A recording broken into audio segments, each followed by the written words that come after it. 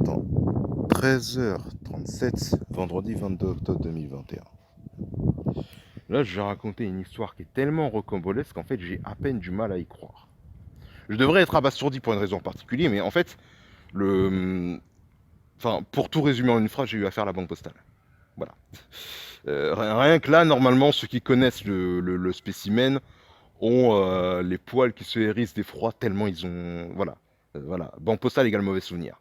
Mais là, vu que moi c'est encore frais dans ma tête, il faut que j'en parle parce que c'est choquant. Et surtout, il y a une menace pour la sécurité nationale et pour la Terre entière en vérité, parce que c'est une tendance de fond, en fait, qui est en train de se passer. Mais je vais dire ça rapidement, en environ 5 minutes, maximum. Ce qui se passe très clairement, c'est la chose suivante. Il y a des gens en ce moment qui sont dans la merde, et ces gens-là qui sont dans la merde, ce sont des personnes qui bien souvent manquent d'argent, mais aussi, et on n'en parle pas beaucoup, mais c'est beaucoup plus grave, manque de droits. C'est-à-dire que dans notre société, il y a des droits qui sont assujettis les uns aux autres. Par exemple, l'exemple parfait de ça, c'est si vous voulez un document administratif quelconque, il vous faut une adresse fixe pour le recevoir, parce que bien évidemment, récupérer à la mairie, c'est trop compliqué. Mais si vous voulez ce document administratif sur lequel doit figurer votre adresse fixe lors des papiers à faire pour obtenir ce document, eh bien, il va vous falloir une adresse fixe, et pour avoir cette adresse fixe, il va vous falloir soit acheter une maison, soit louer un bail, et pour avoir l'un ou l'autre, il va vous falloir soit être riche, soit travailler pour un riche, hein, tout simplement. Et pour travailler pour l'un ou l'autre, il va falloir ensuite avoir du coup un boulot, ou faire un cycle d'études, ou avoir des parents qui l'ont déjà fait, etc. Et en fait, quand on prend un seul de ces fils et qu'on le tire jusqu'au bout, on se rend compte de tous les maillons de la chaîne qui sont rattachés à ce dernier. C'est vraiment vicieux.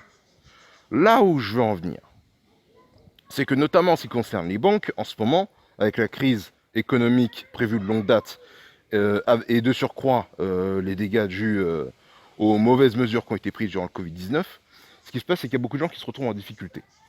Ces gens en difficulté ont plusieurs opportunités face à eux. Crédit renouvelable, c'est le cauchemar. Éventuellement, on peut avoir une augmentation occasionnelle des couverts autorisés qui peut être envisagée. Sauf que l'augmentation exceptionnelle des couverts autorisés est considérée comme un crédit. Donc en d'autres termes, crédit renouvelable et augmentation exceptionnelle des couverts autorisés, c'est la même chose. Mais pourquoi est-ce que les banques promettent une augmentation occasionnelle des couverts autorisés? C'est juste pour faire miroiter des espoirs à leurs clients. Moi, en ce qui me concerne, je me suis retrouvé dans la merde parce qu'une personne m'a volé de l'argent, plus de 500 euros, et du coup, vous imaginez bien que ça a causé un trou dans le budget. En conséquence, j'ai pioché dans mon découvert autorisé, sauf que j'ai atteint la limite de ce dernier. Et, ayant atteint la limite de mon découvert autorisé, qu'est-ce que j'ai fait? J'ai du coup contacté la banque pour que cette dernière m'aide à augmenter occasionnellement mon découvert autorisé. Et là, qu'est-ce qui se passe lorsque j'appelle cette banque lundi? On me dit, bon, bah écoutez, monsieur, vous en faites pas, nous, on s'occupe de tout, vous nous avez fait une demande, j'envoie la demande et d'ici 48 à 72 heures, vous aurez un résultat. Le résultat peut se solder par deux issues, soit une acceptation et dans ce cas, le découvert autorisé sera modifié sans aucune trace écrite. Ça, c'est important à retenir. Ils l'ont pas dit comme ça, mais concrètement, il sera modifié sans qu'il y ait aucun message ni rien. Seulement, on va dans l'onglet découvert autorisé, on se rend compte qu'il est augmenté. Soit il y a un refus et dans ce cas, vous recevrez un message. Sauf que moi, je n'ai reçu ni de message m'indiquant le découvert autorisé, ni de découvert autorisé augmenté dans les 72 heures qu'on suivit. Autant vous dire que lorsque ou plutôt lorsque jeudi, donc hier, j'ai rappelé la banque pour savoir où ça en était, eh ben, j'ai toujours été courtois, poli, j'ai demandé, voilà, où est-ce que ça en est? On m'a dit, ah ben tiens, c'est encore en cours de traitement. Et ça, c'était 2 heures avant l'échéancier, hein. J'avais demandé lundi à 16 heures, et jeudi, ben, à 14 heures, ben, on était toujours dans le flou, quoi. Et donc, là, je me dis, on est vendredi, bon, on a dépassé les 72 heures, ça devrait forcément mieux se passer. Et là, qu'est-ce que je vois? Là, ben, aucune réponse. Ni par message, ni de découvert autorisé qui a été augmenté ou modifié ou quoi que ce soit. Donc en conséquence, forcément, vous imaginez bien un petit peu mon énervement. J'ai contacté donc déjà une première fois le service financier, du moins j'ai tenté, en rentrant mes identifiants et mon mot de passe, sauf que ces derniers étaient non fonctionnels, c'est-à-dire qu'ils ne fonctionnaient pas. Voyant que ces derniers ne fonctionnaient absolument pas, bon ben, c'était pas les mauvais, hein, c'est juste que le service lui-même ne fonctionnait pas. Voilà, du coup, j'ai rappelé un autre numéro de la même banque parce qu'ils ont plein de numéros parce qu'ils savent pas quoi faire d'autre. Hein, ils font pas leur boulot, donc forcément ils s'ennuient. Du coup, qu'est-ce qui se passe? Eh bien, j'ai rappelé du coup ce numéro et quand j'ai rappelé un autre numéro, eh bien, je suis tombé sur un homme à qui j'ai expliqué ma situation en étant passablement énervé parce que moi, actuellement, je risque de me retrouver à la rue demain matin. Oui, oui, vous avez bien entendu, demain matin. Et du coup, qu'est-ce qui se passe? Moi, j'avais besoin de se découvrir autorisé rapidement et j'avais aucune réponse, rien. En fait, ce qui m'a choqué dans cette démarche, c'est vraiment le déni. En fait, c'est le mépris. C'est beaucoup plus grave. Il faut me dire à quelqu'un, soit t'as ton bac, soit t'as pas ton bac et la personne est fixée, plutôt que de dire, ah ben tiens, ton bac, peut-être que tu l'as, peut-être que tu l'as pas. On sait pas. Démerde-toi avec ça. Ça, c'est pas une réponse, ça. Ça, c'est du mépris. Surtout quand t'es payé pour donner une réponse à la personne, de surcroît. Mais bref, moi, j'avais demandé si ça avait été accepté ou non, j'avais aucune réponse, aucun signe, rien. Du coup, j'étais pas seulement énervé face à ce monsieur que j'ai eu au téléphone, et je lui ai dit, bon, il y a un moment, faut arrêter de déconner, là, je suis pas en train de négocier un aménagement pour un prix réduit pour un dragibus chez l'épicier, là, ce que je suis en train de demander, c'est de l'argent pour pouvoir survivre, pour pas être à la rue, en fait. Et donc, ce monsieur m'a dit, oui, vous en faites pas, il m'a pris tous mes identifiants, mots de passe, etc.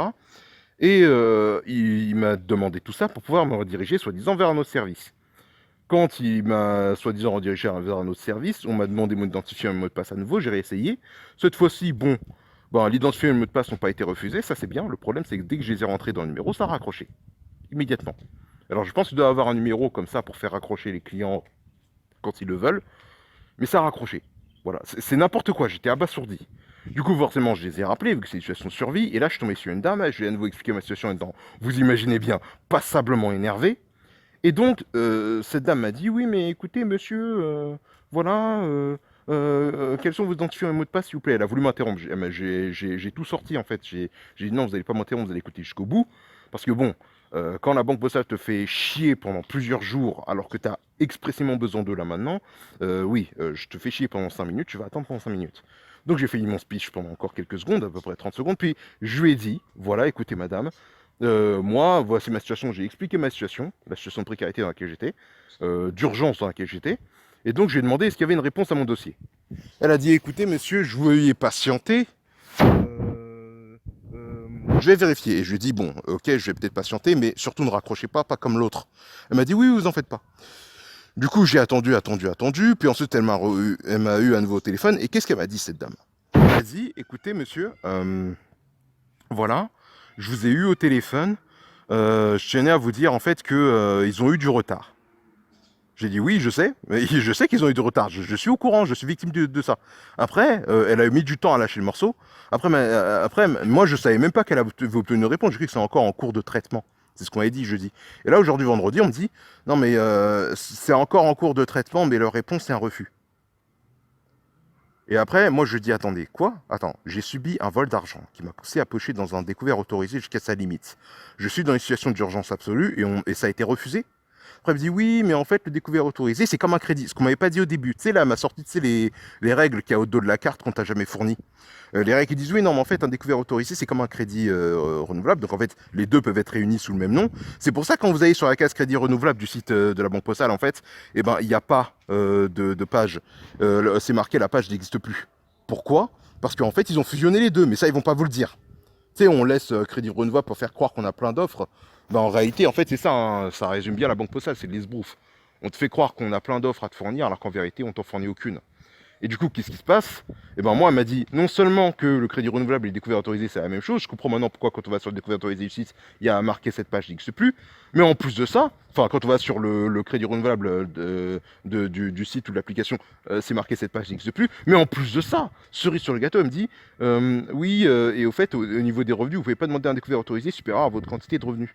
J'ai dit mais attends, ça fallait le dire aussi. Parce que oui, hein, effectivement, si le découvert autorisé est traité comme un crédit renouvelable, alors il y a les mêmes règles, du coup, en conséquence, qui s'appliquent, notamment tout ce qui est revenu, etc.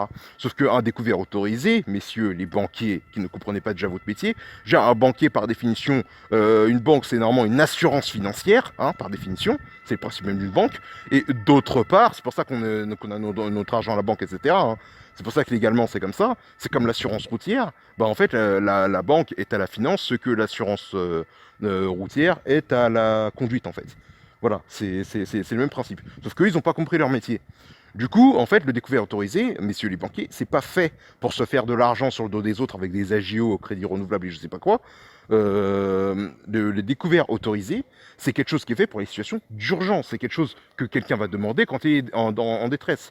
Ensuite, moi, quand la dame m'a dit oui, c'est assujetti à des conditions de revenus, je l'ai cassé en 2 secondes. Je lui ai dit écoutez, madame. Donc, en fait, si j'ai bien compris, le seul moment où on peut avoir droit à un découvert autorisé, c'est lorsqu'un individu qui habite au sommet du 17e a envie de s'acheter un nouveau penthouse et qu'il a les yeux plus gros que le ventre. Et là, il va demander un découvert exceptionnel. Et lui, on va accepter. Par contre, qu'il y a quelqu'un dans la merde et qu'on a vraiment besoin, là, il refuse.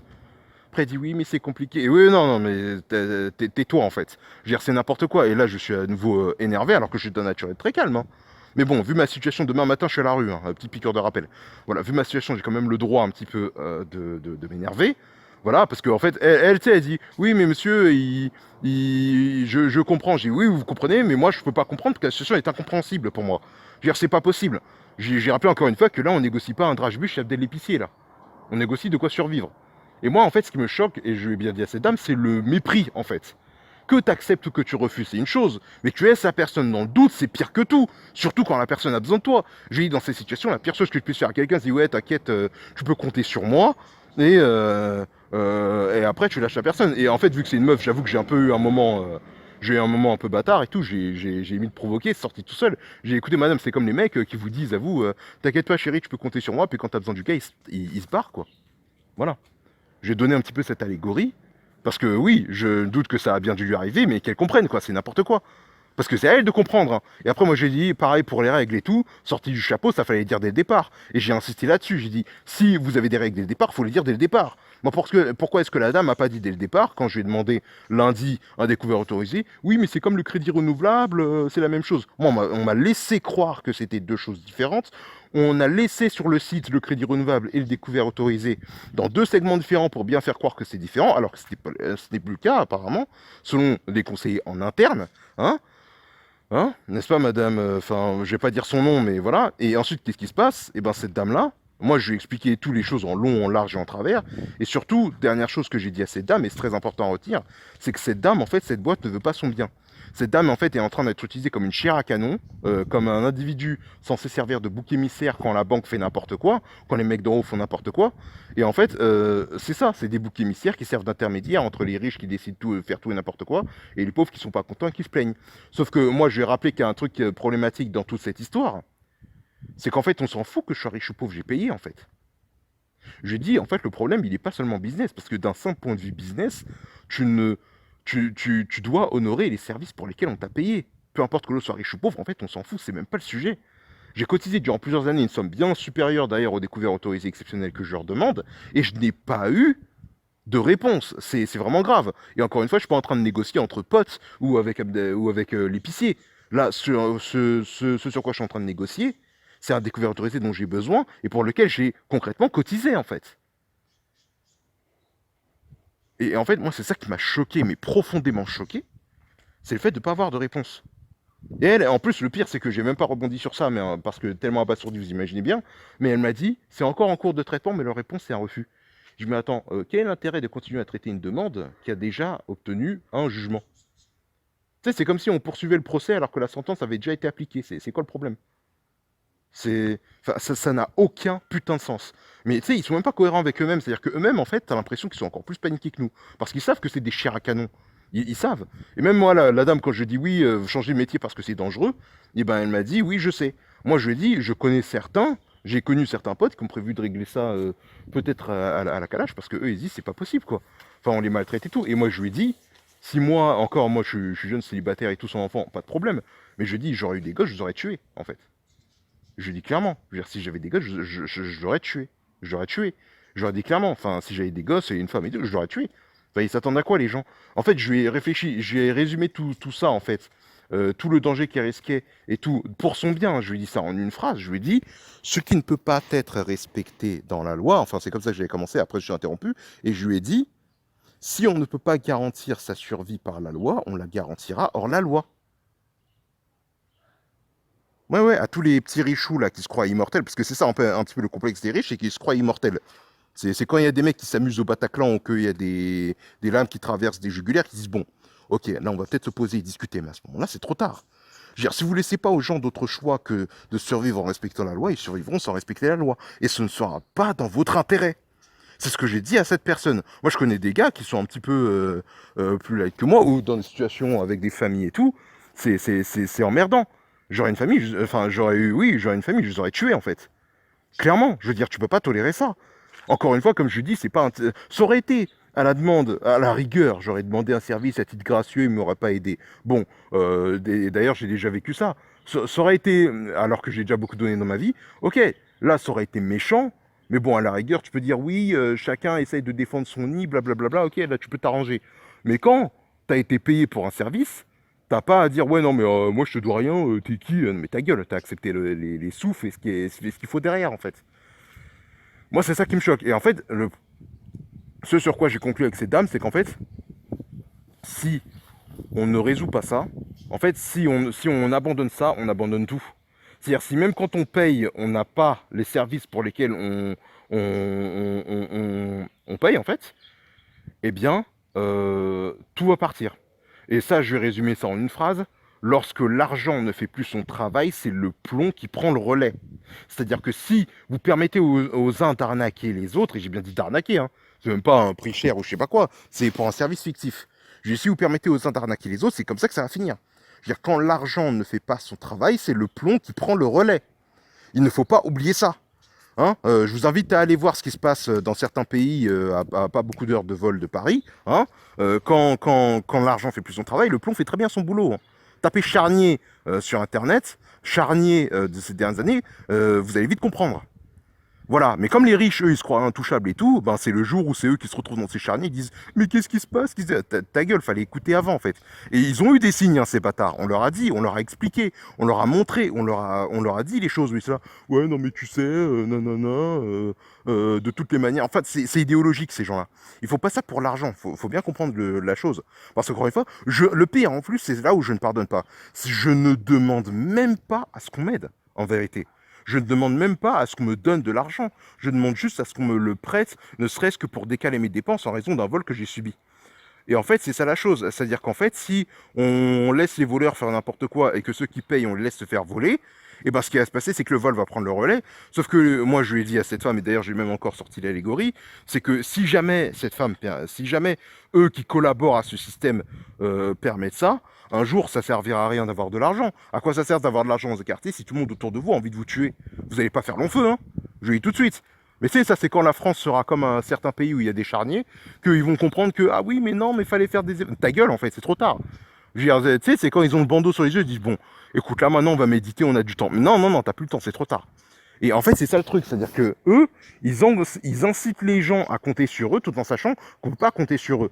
Notamment avec ces conditions mystères de oui, il faut avoir telle quantité de revenus, il faut remplir tel critère. Mais c'est dégueulasse. Et je vais donner d'ailleurs une métaphore qui dit bien les choses. C'est comme si je disais à quelqu'un, tu veux devenir chirurgien, vas-y, investis dans mon école. En voyant que la personne, elle est aveugle et surtout qu'elle peut pas avoir le diplôme. Et moi, c'est bon.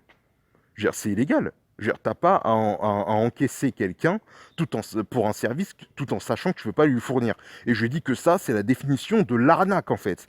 À partir du moment où tu acceptes de prendre de l'argent tout en sachant que tu ne peux pas fournir un service à quelqu'un, tu es dans l'arnaque. Après, c'est un peu le principe des banques, hein, et c'est ça qui va détruire la société de l'intérieur et ceux qui seront vulnérables là-dedans. C'est ce qui va les détruire de l'intérieur en fait.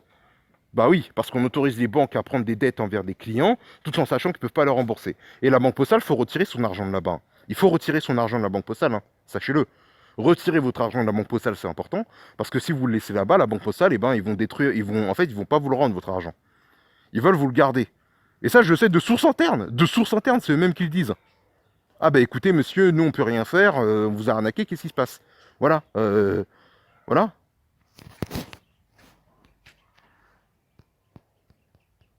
C'est eux-mêmes qui le disent de l'intérieur. Ils disent, écoutez, monsieur, bon, nous, on vous a arnaqué, on peut rien y faire, voilà, c'est bon, démerdez-vous. On vous a arnaqué. Et ça, c'est absolument terrible. Parce que si on permet ça, on permet tout.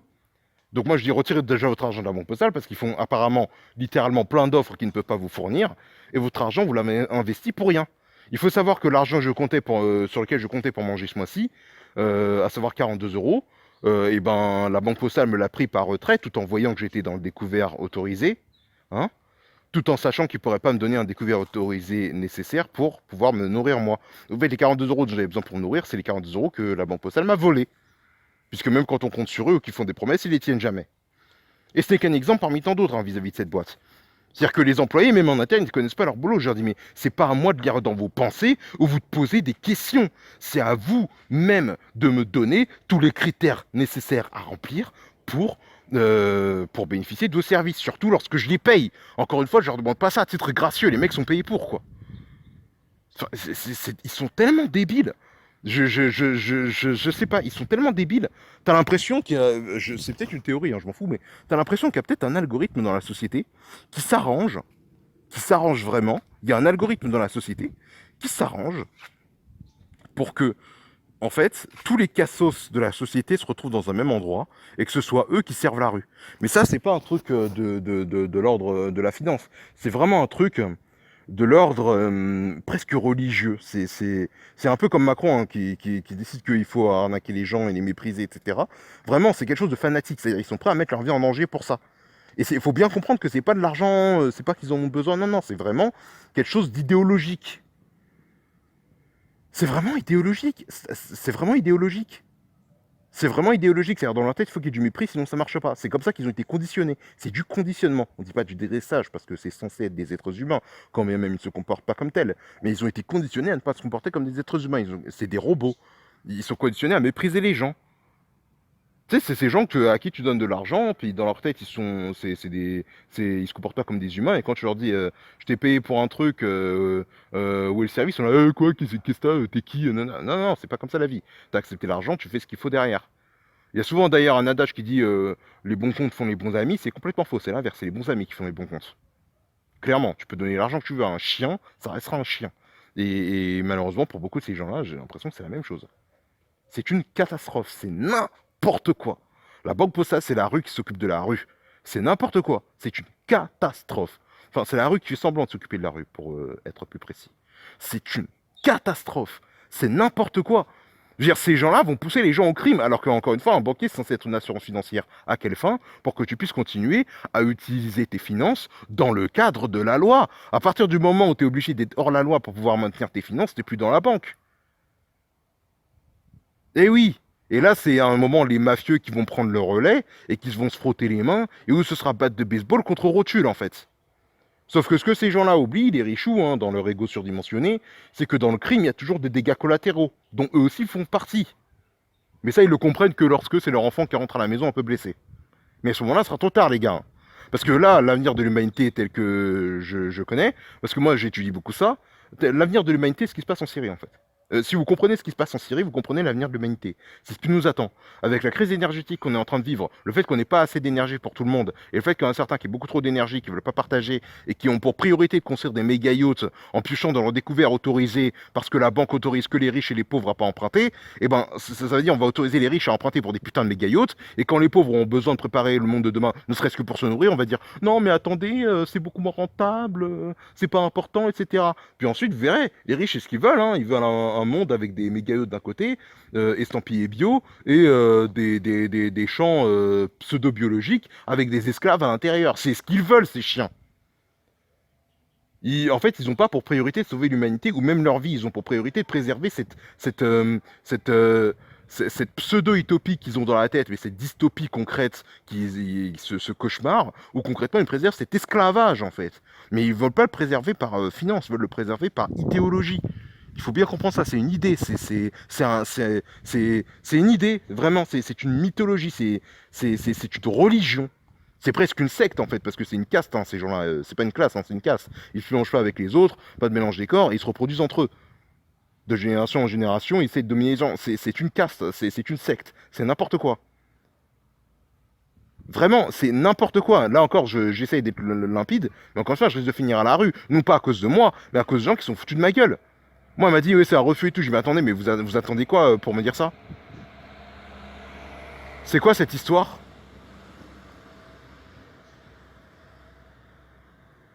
Par contre, pour te prélever de l'argent, là, t'as pas besoin de les appeler. Hein. Pour te prélever de l'argent, là où ils savent où est ton compte, ils savent où faire le prélèvement, là, il n'y a absolument aucun problème. Hein. Il n'y a aucun problème. Ah, quand c'est pour prélever, là, ils savent te retrouver. Hein. Voilà. Ouais, tu sais, c'est l'État qui te demande de t'inscrire sur des sites chelous pour bénéficier d'allocations, mais qui refuse de... Enfin, mais quand il faut prélever un salaire brut sur ton salaire net, là, il arrive à te retrouver tranquille. Tu vois, c'est un peu le même principe.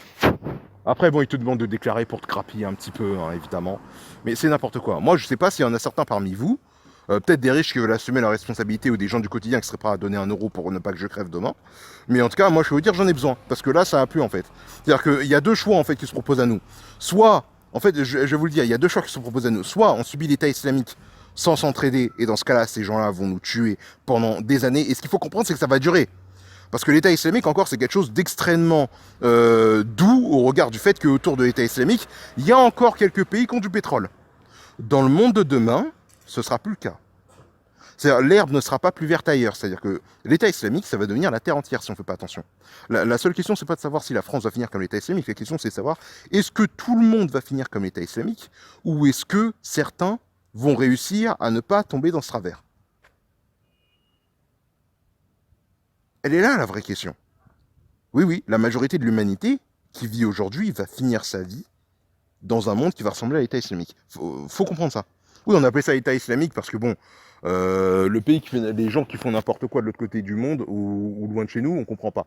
Donc pour avoir un petit peu peur et pour titiller la peur des gens, on a dit État islamique. Comme ça, on a peur du voisin. Hein, c'est beaucoup plus vendeur et accrocheur, bien de négativité, le clic, vous connaissez. Bref. Moi, en tout cas, je dis ça parce que j'ai besoin d'aide, mais surtout, le message que je veux retenir, c'est qu'en fait, on a deux choix. Soit c'est l'État islamique partout sur Terre et personne ne s'entraide, et là, on va se faire tuer tous. On est tous morts, et on ne pourra pas faire 10 mètres sans qu'il y ait un charnier avec des tas de cadavres dedans et des mères qui peuvent faire fœtus. Soit on essaye de se réformer, on fait un petit peu d'entraide pour que ça marche. Moi, c'est sur ça que je travaille depuis plusieurs années, tout en voyant que le monde, plus particulièrement celui des banques, ne travaille pas du tout dans ce sens-là. Et pire, encore eux, dans une certaine volonté de mépris, ils font ça. Pourquoi? Parce que si jamais on tombe dans un monde qui ressemble à l'État islamique, les riches vont pas en profiter financièrement. Qu'est-ce qui coûte le plus cher? Permettre à un individu d'avoir un découvert autorisé qui va lui permettre de décaler ses dépenses et s'en sortir? Ou est-ce que c'est le fait de pousser les gens au désespoir et d'avoir des hordes de sauvages qu'il va falloir arrêter? Petite piqûre de rappel, hein, la guerre en Afghanistan, ça a coûté 13 000 milliards. Afghanistan, Irak, etc. 13 000 milliards, d'accord? Alors, je ne sais pas de combien ont besoin les gens qui cherchent un découvert autorisé occasionnel, mais si le montant est de 13 000 milliards, ça m'étonnerait. Ça m'étonnerait beaucoup. Et c'est ça qu'il faut comprendre. Voilà, c'est-à-dire qu'il faut comprendre que ces gens-là sont dans une religion. Donc moi, si vous voulez m'aider, il n'y a pas de problème. Voilà, les liens sont en description. Voilà, si vous voulez participer au sauvetage, parce que c'est un sauvetage, hein, demain je suis à la rue. Mais parce que là, c'est la merde en fait. Voilà, moi j'avais besoin d'au moins un découvert de 600 euros pour en sortir. Voilà, parce qu'encore une fois, c'était un découvert occasionnel, hein, je précise. C'est juste pour décaler mes revenus. Mais là, concrètement, je m'en trouve à la rue. Voilà, concrètement. Donc au bout d'un moment, les gens, en fait, ils cassent un peu les couilles. Vraiment, ça fait chier. Mais en fait, surtout, c'est même pas les gens, pardon, veuillez m'excuser, c'est même pas les gens, c'est cette banque-là, c'est la banque postale en particulier, mais plein d'autres banques aussi. C'est-à-dire que les gars sont encore dans une optique de il faut s'enrichir, alors qu'ils voient bien que c'est la merde autour d'eux. Concrètement, il faut imaginer quelqu'un dans l'État islamique qui se dit bon, l'autre pays, il est un petit peu en guerre, il y a des mecs qui butent des gens innocents à côté, mais bon, ma vie là, faut bien que je l'enrichisse, quoi. Concrètement, c'est l'état d'esprit, c'est-à-dire que cet individu n'est pas dans un mode de pensée rationnel. C'est ce qu'il faut comprendre. Ces individus sont dans une religion, c'est-à-dire ils sont pas connectés à la réalité, ils sont dans un monde alternatif. Vraiment, faut capter, c'est-à-dire que psychologiquement, ils sont ailleurs. Ils sont déconnectés, ces gens-là. Ils captent pas la situation. T'auras beau leur expliquer, là, non, non, non, non, ce sont des fanatiques. Ils sont prêts à crever pour leurs croyances. Ce que les individus qui se revendiquent de l'État islamique font pour faire du mal à l'Occident et quelque part s'en venger aussi, il faut l'avouer, eh bien, en fait, c'est très exactement ce que ces gens-là font aux pauvres pour les regarder de haut et les mépriser. Parce que on leur a dit que c'était bien, on leur a dit que c'était génial, on leur a dit que c'est la seule manière de faire. Et voilà. Et d'ailleurs, ça remonte un peu à la Révolution. C'est ça que la Révolution française, les nobles, ils l'ont lancé. Et enfin non, c'est pas les nobles qui l'ont lancé, c'est les riches. Et pourquoi est-ce que les bourgeois et les riches ont lancé cette mode et ont lancé la Révolution? C'est parce que les riches, quand bien même ils avaient les moyens de payer comme moi, eh bien, ils constataient que seuls les nobles avaient certains droits sans avoir à payer sous prétexte qu'ils étaient nés entre les cuisses de la bonne personne. Or aujourd'hui, c'est à nouveau ce qui est en train de se passer. C'est-à-dire quand même vous et moi qui sommes des riches hein, à l'échelle de la planète, hein, on vit comme des nababs. Même le smicard moyen, à qui on en demande pourtant déjà tellement trop, et ben même lui vit au-dessus de ce sur quoi on devrait vivre, ne serait-ce que pour ne pas trop polluer. Et en fait, ces riches-là, en fait, c'est-à-dire que vous, là où je vous rappelez un truc qui serait important, et je vais conclure là-dessus, c'est que quand bien même vous payez, ça ne sert à rien. L'argent est mort. L'argent est mort, c'est-à-dire qu'en fait, on est dans un système qui s'appelle la cuissardocratie. C'est-à-dire si vous n'êtes pas né entre les cuisses d'une puce noble, vous n'avez rien. C'est ce qu'il faut comprendre. C'est-à-dire quand bien même vous payez un service, on va toujours vous arnaquer. Pourquoi? Parce que comme on fait 1000 promesses et qu'on peut en satisfaire que 100, en fait, ces gens individuels-là ne cherchent pas des critères pour vous qualifier. Ils cherchent des critères pour vous disqualifier. Ils cherchent des critères pour ne pas accéder à votre quête. Ils cherchent des critères pour vous disqualifier, ces gens-là. C'est ce qu'il faut comprendre. C'est-à-dire qu'en fait, on entre dans une ère où soit tu es né entre les cuisses d'une puce sub, soit ben tu mets du plomb sur toi et tu essayes de faire en sorte qu'on fasse ce que tu dis, sinon le plomb prend, prend la succession de l'argent. Et c'est ce qui est en train de se passer, mais ces gens-là n'ont pas cette vision des choses, parce qu'ils s'imaginent supérieurs, dans la tête, ces gens-là, c'est Ramsès. Hein. Et enfin, ils se rendent pas compte, ils se rendent pas compte de ce qu'ils sont en train de faire.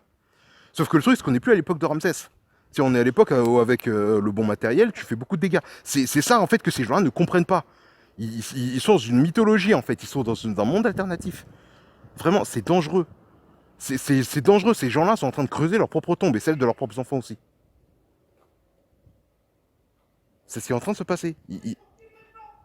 Ils réalisent pas, en fait. Je crois qu'ils réalisent pas. C'est ultra dangereux, en fait. Vraiment. Donc moi, je tenais à prévenir de ça. Si vous voulez un petit peu participer à mon sauvetage, hein, littéralement, si vous voulez littéralement sauver une vie, je déconne pas sur là-dessus. Je suis très sérieux. Je suis très très très sérieux. Si vous voulez donner une vie, je sais pas, donner, je sais pas, même 1 euro, même 10 centimes, peu importe, ça me permettra au moins de bouffer quelque chose demain. Bon, je serai toujours à la rue à ce compte-là, mais bref. Vraiment, parce que là, apparemment, les banques ont décidé d'arrêter de faire leur boulot. Si vous laissez votre argent à la banque, sachez que c'est mort.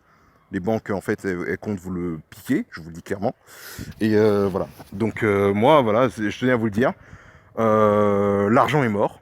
Les nobles sont de retour. Et que vous soyez riche ou pauvre, en fait, ça ne changera rien parce que vous serez méprisé. Hein, vous n'êtes pas né entre les cuisses de bonne personne, donc c'est mort. Et il y aura toujours une raison complètement abracadabrantesque, tirée du chapeau pour vous dire non, mais t'as payé, mais en fait, dans les petits signes, c'est marqué que même si tu payes, ben, on te donnera pas ton argent. Voilà. Donc, si vous voulez m'aider, ben, allez-y. Et rappelez-vous que bon. euh, voilà, je ferai bon usage de tout ça, mais franchement, c'est la merde, quoi. C'est n'importe quoi. L'État ne fait plus son boulot. L'État ne fait plus son boulot, hein, parce que moi, notamment, j'ai demandé des aides à l'État, j'ai demandé tout ça, mais à chaque fois, refus, refus, refus, refus, refus. Tu sais, ils te demandent des critères qui impliquent de remplir un certain niveau de richesse que tu n'as pas. Et ils savent. C'est ça le pire, en fait. En fait, c'est ça le plus vicieux. C'est qu'ils te demandent de remplir des critères tout en sachant que tu sais pas. C'est comme la métaphore de l'aveugle tout à l'heure. Ouais, t'es aveugle, mais vas-y, on investit pour faire une école de chirurgie, on va voir. Tu sais, on prend l'argent, voilà. Alors que l'argent, normalement, c'est une note. Hein. T'es pas censé être noté pour une épreuve avant de l'avoir passé. Eux, comme ils abusent de leur pouvoir, ils demandent d'être notés avant de passer l'épreuve. Donc ils s'en foutent. Mais ça peut pas durer. Surtout si en plus de ça, ils sont profondément malhonnêtes, etc. Et c'est ce qui est en train de se passer, bordel. Bref, désolé, il fallait que ça sorte. Je conclue tout ça. Et je vous dis bonne chance à vous et bon courage et essayez de pas crever. Hein. Voilà. Voilà, entraidez-vous les uns les autres, essayez de pas crever. En plus, je vis une dame, enfin hier, je sais pas si vous avez la vidéo de Tipo InShape, la plus vieille dame de France et d'Europe, et elle a dit franchement, entraidez-vous, aidez-vous les uns les autres. Il y a des gens qui sont mis à l'écart, etc. Je suis beaucoup reconnu dans ça. Et là, je peux vous dire qu'avec ce qui m'arrive là ce matin, je m'y reconnais d'autant plus. Donc, je vous dis bon courage et bonne chance. Bon, si je survis, peut-être que je vous ferai. Si je survis, je vous ferai signe. Je vous tiendrai au courant de la situation, mais c'est compliqué, quoi. Voilà. Bon. Euh, Adieu si on se revoit pas. Au revoir si on se revoit et bonne chance. Voilà.